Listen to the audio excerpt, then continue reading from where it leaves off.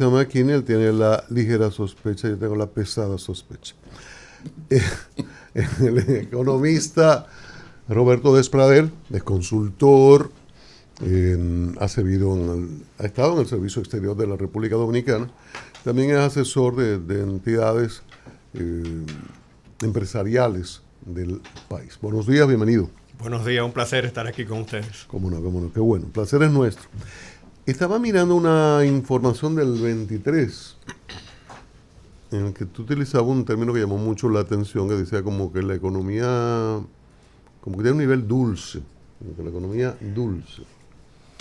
Claro, decía, va a depender de cómo el entorno internacional, cómo vengan los tiempos.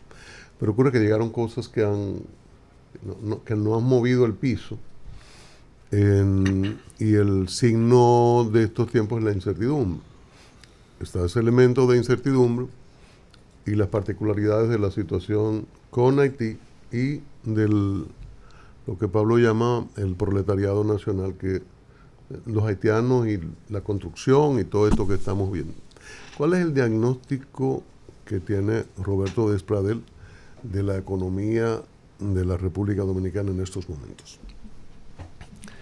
Como bien indicas, el nivel de incertidumbre a nivel mundial ha aumentado. O sea, hay un análisis que se hacen a través de otros programas que analizan cuántas veces se está utilizando la palabra incertidumbre en los artículos de prensa, en las noticias que salen.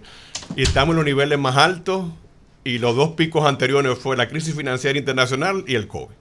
Así que digamos que estamos a niveles de incertidumbre como tuvimos en el 2008 y como tuvimos en el 2020. En el 2020. Y definitivamente nosotros como economía dependemos de lo que sucede en el mundo, y de alguna forma esto nos afecta con vientos a favor o vientos en contra. En términos de las reglas de juego, los inversionistas lo que quieren son reglas de juego claras para poder predecir y planificarse. Y lo que estamos viendo es un cambio de las reglas de juego a nivel internacional, motivadas en parte por acciones que el mismo Estados Unidos está haciendo sobre cómo se va a regir el comercio mundial. Y gran parte de la incertidumbre viene por esos cambios de reglas de juego del comercio mundial que está ahora marcando Estados Unidos. ¿Qué papel juega OMC, si es que juega alguno, en este tema de los aranceles de Trump, los aranceles medalaganarios de ya pongo, ya quito, ya ¿Qué papel juega OMC en todo esto? ¿Como observador solamente? Bueno, en el acuerdo de la OMC todos somos parte, y digamos que hay reglas que se cumplen, y hay mecanismos para solventar el incumplimiento de reglas. Lo que estamos viendo son dos grandes aspectos. Uno, se están incumpliendo las reglas.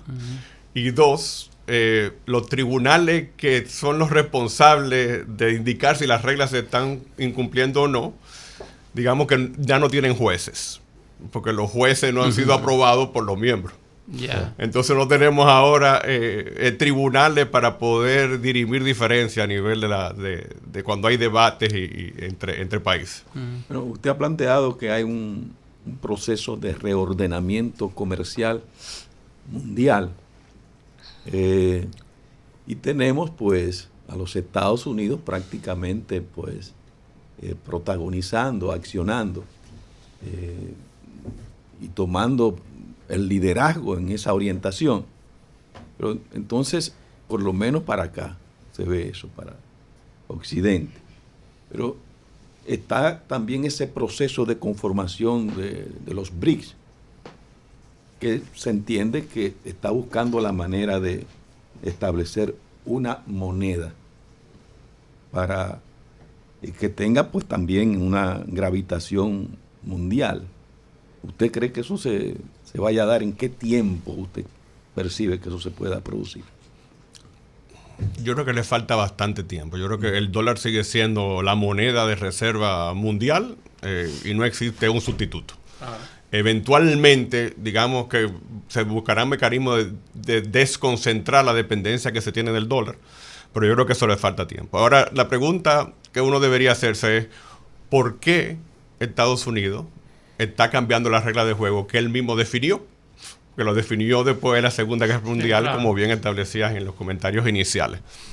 Y entiendo que ahí Estados Unidos ha sido la hegemonía mundial en términos económicos, y ahora digamos que tiene una gran competencia, y esa competencia es China. Pero no importa el contrapeso, digamos, que tienen naciones como China, como el mismo Brasil, Francia, Sudáfrica, en términos de producción mundial. O sea, para hacerle contrapeso, digamos, al dólar. Sí, pero cuando uno ve los volúmenes transados a nivel de comercio internacional, a nivel de las reservas que tienen los países, el dólar sigue siendo 60-65%. Después tienes euro, después tienes otras monedas, después tienes el oro. Así que el oro sigue siendo, el dólar sigue siendo la hegemonía. Ahora, los países sí se han unido, los BRICS, ver cómo pueden fortalecerse con la unión y ahí establecer mecanismos de pago, que es lo que están tratando de buscar directamente, no tener que utilizar el dólar como el vehículo mecanismo de pago. Ahora, ¿por qué esto surge? Yo creo que surge por dos razones. Razón número uno, Estados Unidos tiene un déficit estructural comercial, que es la preocupación del presidente Trump, pero también tiene un déficit importantísimo en lo que tiene que ver con las finanzas públicas. Una deuda. Nosotros aquí tenemos unos déficits de un 3% del PIB, Estados Unidos es el doble que nosotros. Entonces hay un doble déficit comercial y fiscal, y los aranceles que están implementando ahora están tratando de resolver dos problemas o tres problemas de un solo tiro. Recaudar impuestos, revertir el déficit y tratar de motivar de nuevo una industrialización en Estados Unidos. Que ya no es posible. Y eso es posible. Va a ser retador, es posible, pero en sectores muy, muy específicos, de sectores de alta tecnología, muy vinculados a la realidad de Estados Unidos como país desarrollado. Pero no es que van a empezar a hacer de nuevo calzado, textiles, los mismos muebles. Va a ser mucho, mucho más difícil. Claro. Pero, perdón, decías ahorita comenzabas una idea de Spreader, en el sentido de por qué se están dando estos cambios. Acaba de decir tres elementos. Pero ¿qué ocurre? Que tratando de hacer, como dice la consigna, a Estados Unidos fuerte otra vez, ocurre que hay muchas debilidades, baja la expectativa de crecimiento en Estados Unidos, hay un reflejo de eso en el mundo, en las bolsas.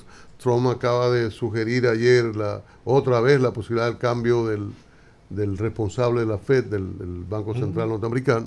Entonces hay muchos elementos que abonan la incertidumbre.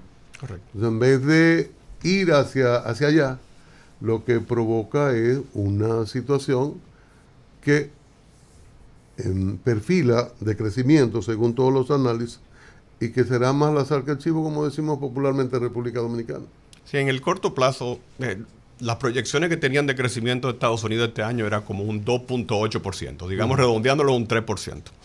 Cuando Estados Unidos crece 3%, a nosotros nos va muy bien. Porque tenemos una alta dependencia en Estados Unidos, remesa, turismo, zona franca, inversión extranjera. Las últimas proyecciones de Estados Unidos es que va a crecer 1.4%. Wow. Si ya la incertidumbre ha abonado a quitarle el 50% del crecimiento de este año. Y hay que ver cómo termina materializándose con todos estos elementos que ustedes hicieron al inicio. Y se han juntado varias cosas, porque uno por un lado tiene mayor agresividad en control de la política migratoria en Estados Unidos. Eso termina afectando fuerza de trabajo allá. Sí. Tienes temas arancelarios que termina aumentando el costo de los productos importados en Estados Unidos, lo que abona a temas de inflación.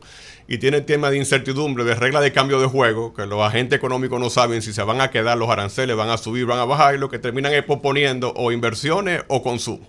Entonces, esos tres elementos están desacelerando la actividad económica. Ahora, Estados Unidos sigue siendo la hegemonía mundial en términos económicos, 25% del PIB, donde tenemos mayor dependencia. Y entendemos que estos son temas de cambio de corto plazo para establecer las reglas de juego a futuro. Lo que tenemos que ver si estos son cambios muy coyunturales con la actual administración del presidente Trump, o estos van a ser cambios más transformativos y estructurales que Estados Unidos va a mantener a nivel de futuro. Yo creo que todavía queda un signo de interrogación. Bueno, quedan 3 años, quedan 2 años. Bueno, Roberto Despradel, economista, con él estamos conversando. A propósito de esa última expresión de el fortalecimiento de la hegemonía a nivel político y económico, este impacto que está teniendo, por ejemplo, ayer vimos la reacción de Donald Trump a nivel político en contra de España, y eso regula inmediatamente e impacta en lo económico. Ahora, el modelo capitalista está en crisis a pesar de esa hegemonía de los imperios capitalistas. Está en crisis. Habrá que buscar variantes, porque incluso el tema de la guerra y la inversión en el armamentismo, hasta cuándo podría ser, por ejemplo, un impulso para esa economía norteamericana. Entonces, ¿cómo vemos esto en este nuevo orden mundial?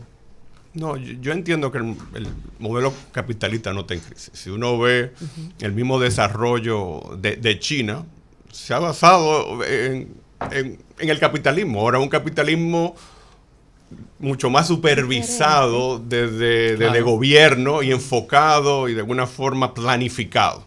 Claro. Es un tema más sobre cómo se gobierna ese capitalismo, pero sigue siendo la forma de seguir como creciendo. Un capitalismo de Estado. Más controlado. Marx tendría que venir de nuevo para hacer un esfuerzo. Para incluirlo. Pero al final el gran crecimiento que ha tenido China es por las inversiones que ha hecho los mismos chinos. Los mismos Estados Unidos, que es el gran inversor. Por la visión capitalista. Sí, una pregunta, después de ese análisis exterior que tú has hecho brillante, si vengo al país, yo voy donde Roberto Despradel, médico, economista. Mire, doctor, tengo un déficit fiscal que crece cada día más.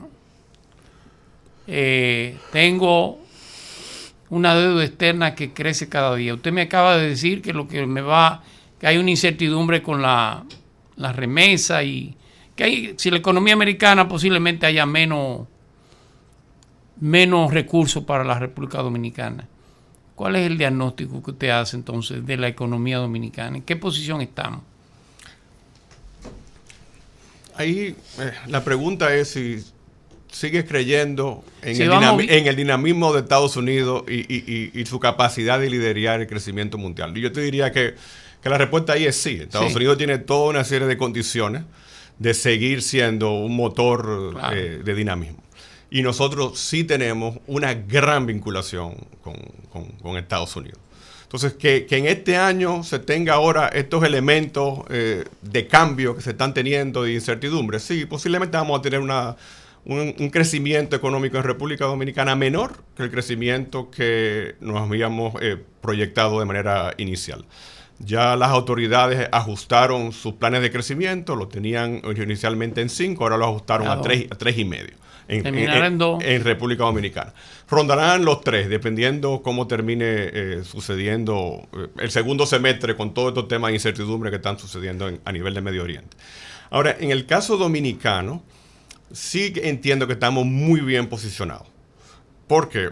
Porque Estados Unidos, de alguna manera, lo que está tratando es desvincularse de China en términos de su dependencia económica. Pero Estados Unidos no puede producir todo. No. Y no quiere comprarle cosas que no va a poder producir a China.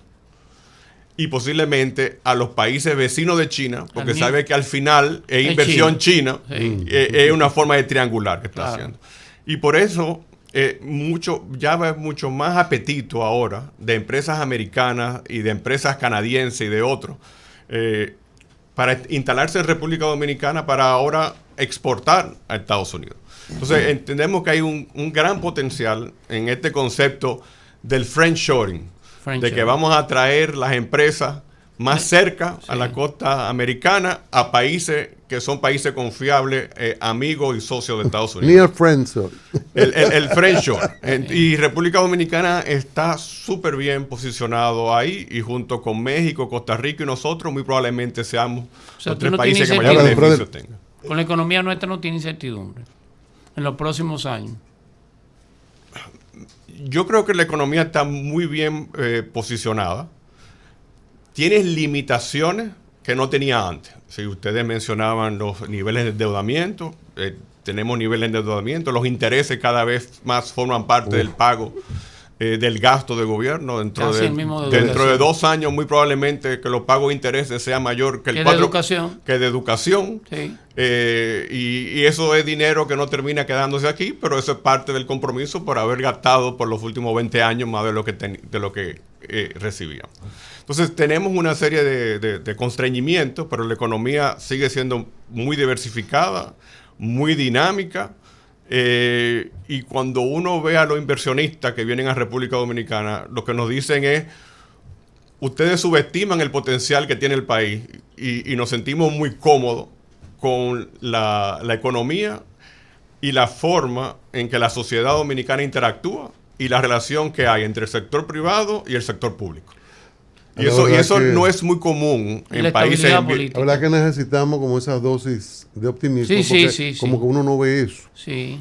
Y la pregunta era antes de eso: ¿cuántas horas, cuántos días, cuántos meses, cuántos años soporta República Dominicana sin una nueva reforma fiscal? Pero si estamos bien, como acaba de decir, quizás no hagamos nada, el gobierno piensa eso mismo y entiende que eso no hay que hacerlo ya. Sobre ese aspecto, ¿qué cree? Porque quizás el gobierno tiene esa misma valoración y dice: bueno, estas son las expectativas, esta es la situación con Estados Unidos, bueno, pero no mortifiquemos a la gente, no levantemos protestas y sigamos adelante. Sí, hay... Eso es como demasiado hermoso, Despradel. Cuando uno ve el comportamiento de los ingresos, los comportamientos de los ingresos han crecido por encima del crecimiento de la economía, de manera consistente. Es decir, que los gobiernos han venido recibiendo más que el crecimiento de la economía, de manera consistente. Tú estás incluyendo préstamos en esos ingresos, ¿no? Ahora, ¿qué pasa? Han gastado más de lo que han recibido, y los intereses se han ido acumulando. Y ahora lo que uno está viendo es que el gasto, una parte importante de ese gasto, al final no se termina gastando en República Dominicana, porque tiene que pagarse con interés. ¿Es sostenible eso? Bueno, hasta ahora ha sido sostenible. Ahí lo que ha limitado es la flexibilidad de crecimiento del gasto, y particularmente lo que tiene que ver con gasto de capital. En los años 80, el 50% del gasto era gasto de capital. Hace unos 20 años era entre el 20 y 25%, ahora estamos hablando entre el 10 y el 12% del gasto total. Entonces, ahí hay una serie de reclamos, de inversiones, de expansiones, concluyendo carreteras, etcétera, donde la verdad que los recursos, en términos relativos, son menos. Pero el pastel ha crecido mucho también, en términos de los ingresos. ¿Y hasta cuándo podemos seguir así, con ese comportamiento? ¿Hasta cuándo será sostenido eso? Ahí es cuál es el apetito que tenemos nosotros como sociedad en términos de la intervención del Estado en el gasto. Ahora mismo se está gastando un 19-18% del PIB, se está recibiendo un 15-16% del PIB en términos de ingresos. Pero la calidad del gasto... Eso es parte del reclamo del mismo empresariado y la misma sociedad, de que antes de hablar de mayores niveles de ingresos, vamos a ver la calidad en términos de gasto. Entiendo que las autoridades se han hecho bastantes esfuerzos en esto en los últimos años, pero siempre hay espacio de mejora en ese sentido. Pero hay un tema que los economistas tratan mucho, que es la escasa inversión, porque a veces uno, llevándolo a la economía personal, puede estar en una situación, bueno, sostenible, tengo un potencial, pero hay una situación con relación a un año pasado o dos que es de mucho constreñimiento, incluso desde todos lados reclaman obras al gobierno, el retraso de obras las encarece. Tenemos el metro por ahí, que es una obra fundamental para este desorden de tránsito. Tenemos carreteras, muchas quejas con relación a las obras de infraestructura, al margen del tema del control migratorio, al margen de eso. Entonces, ¿hasta qué punto eso es sostenible? Porque nos podemos conformar con ese 2, 3, bueno, no estamos mejor que otros por ahí, pero no estamos en el 5. No estamos en el 5 y hay una ralentización que afecta mucho. O sea, hay sectores gritando, literalmente. Sí, y ahí vamos a verlo por el lado del gasto del gobierno. Okay. Cuando uno analiza los déficits del gobierno en los últimos 10, 15 años, así que no estamos hablando de un tema particularmente de las autoridades actuales, 50% de ese déficit viene por los aportes que el Estado le tiene que hacer al sector eléctrico.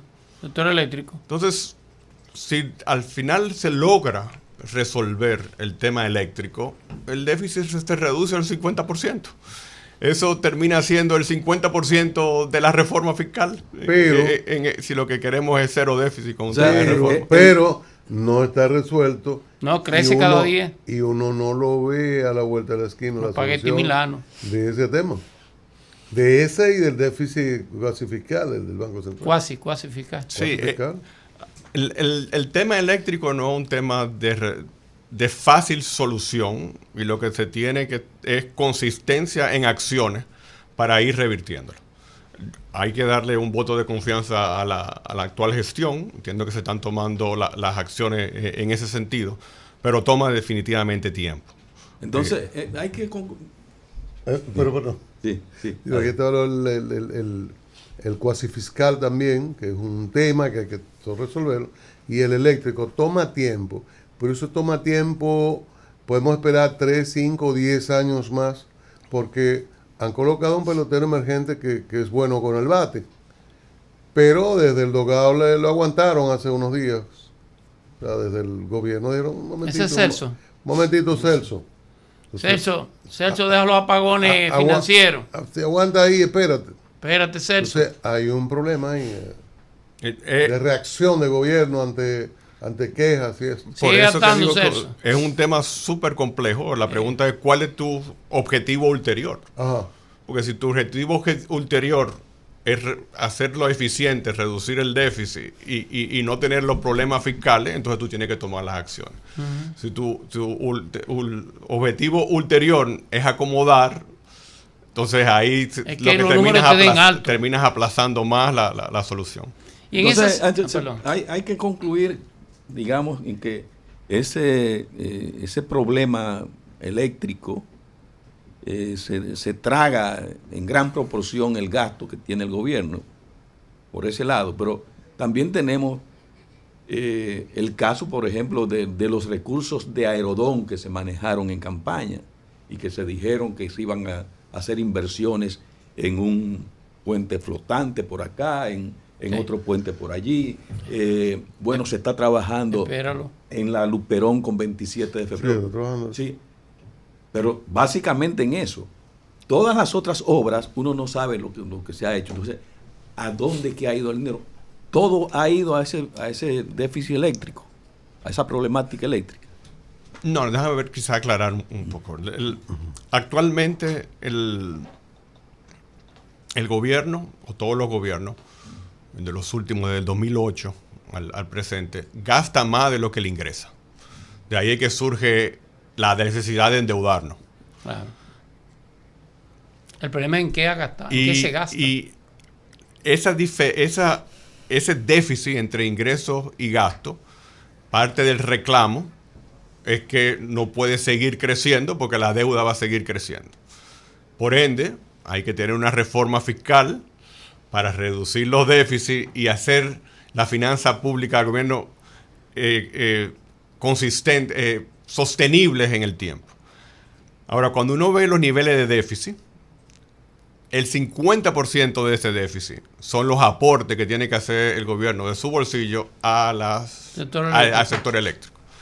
Ahí el argumento es, si no tuviéramos el tema eléctrico, el déficit fuera la mitad. Y si no tuviéramos Punta Catalina fuera peor todavía. Muy sostenible. ¿Sí o no? Si no existiera Punta Catalina fuera peor el déficit. Punta Catalina produce un nivel más bajo. Actualmente, en términos de costos, produce un nivel más bajo. El tema fue qué tuve que hacer para poder producir más bajo hoy.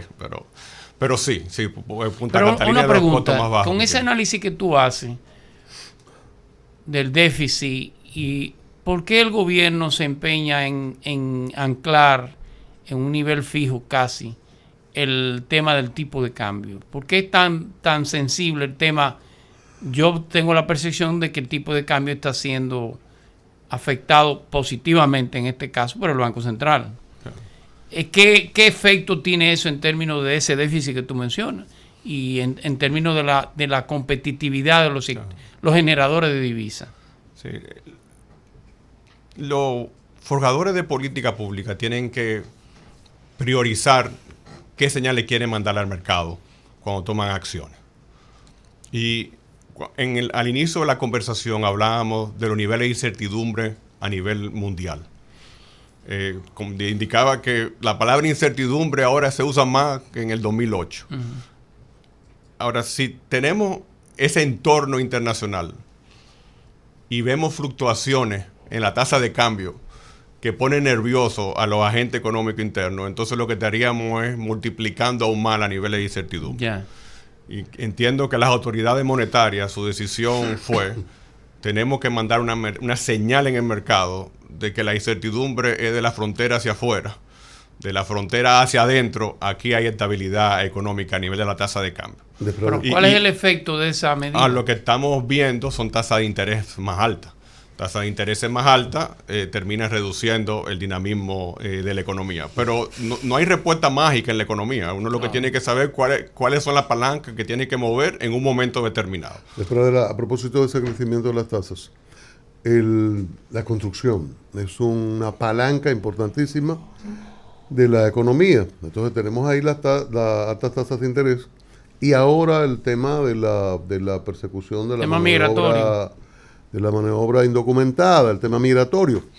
Entonces, hay un tema serio porque los bananeros por su lado dicen, mira, tenemos este problema, pero en la construcción le han puesto números y hablaron de 87,000 muy mal contados. Y ante el CES, y ayer hubo alguien vinculado al sector de construcción, creo que era de la Cámara, decía, tenemos que resolver sí o sí.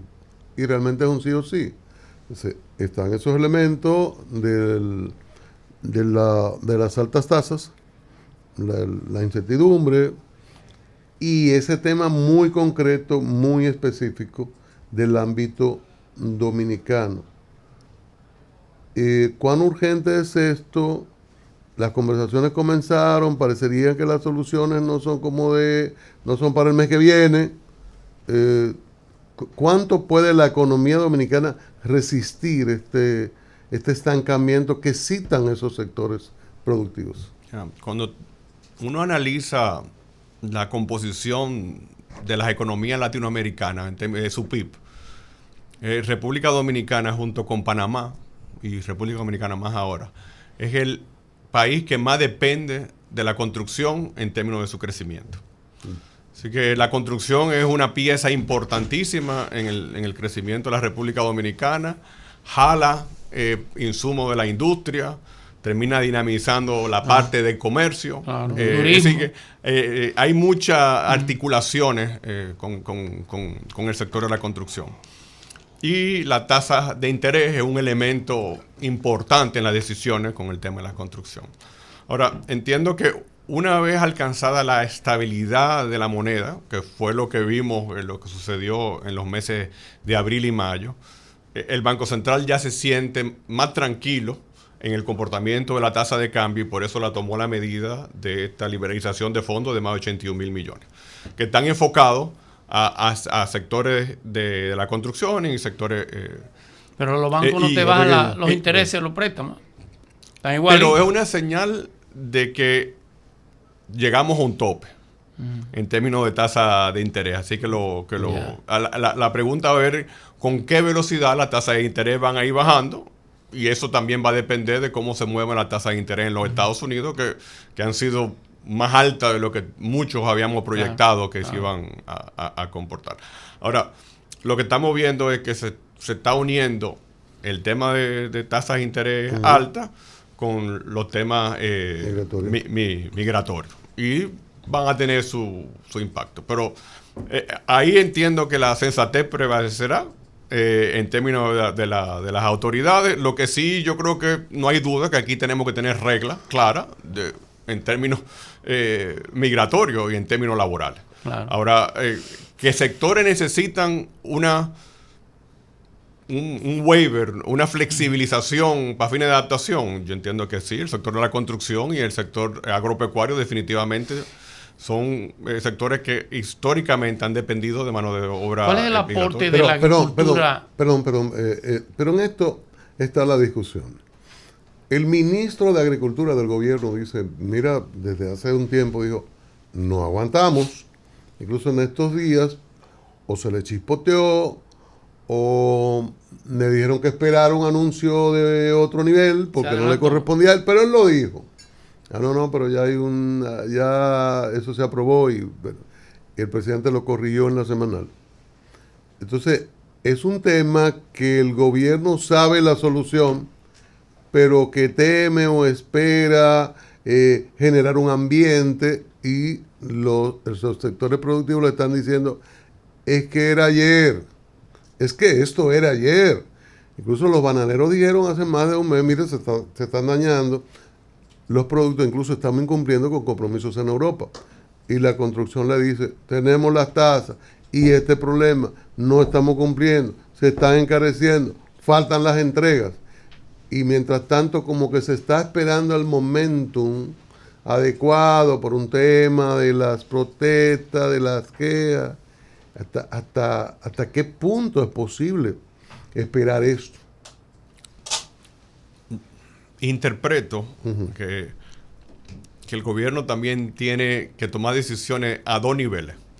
Nivel número uno, ¿cuál va a ser el cumplimiento de las reglas y qué señal le quiero yo mandar a los 8 millones de potenciales migrantes que están en Haití, que están pasándola muy difícil para migrar a República Dominicana? Entonces yo creo que hay que mandar una señal clara de que estas son las reglas. No, los 8 millones estaban ayer, ellos llegaron hoy ya. Entonces hay que mandar una señal clara. Desde que le dijeron que iban a dar cosas, ya están aquí. Y yo creo que el gobierno ha sido bastante claro y consistente en sus señales.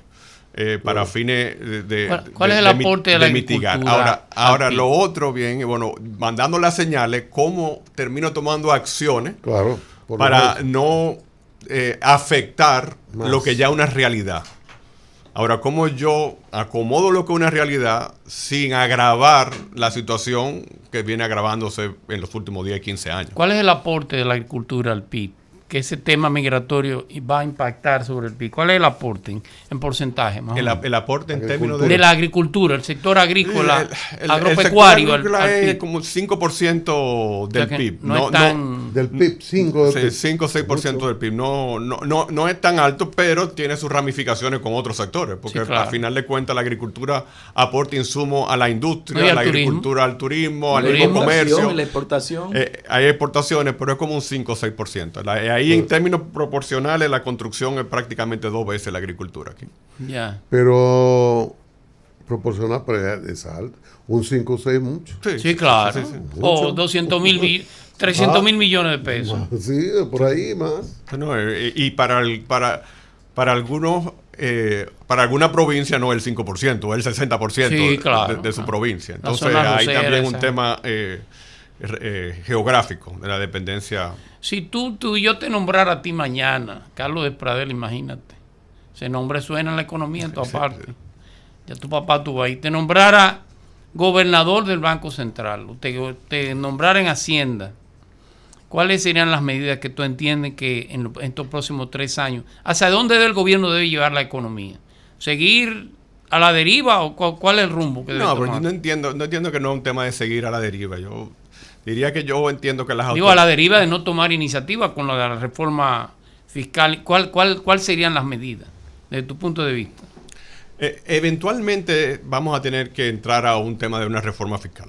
Ya. Ahí el tema es, bueno, ¿cuál va a ser el contexto y el enfoque que se tiene la reforma? El mismo sector empresarial ha indicado, vamos a revisar primero elementos de gasto, en términos de eficiencia, qué tamaño de gobierno o de Estado es que deseamos, y ahí definimos cuáles son los diferentes instrumentos en términos fiscales que se van a Te acabo de cancelar, por ahí no va la cosa, lo siento.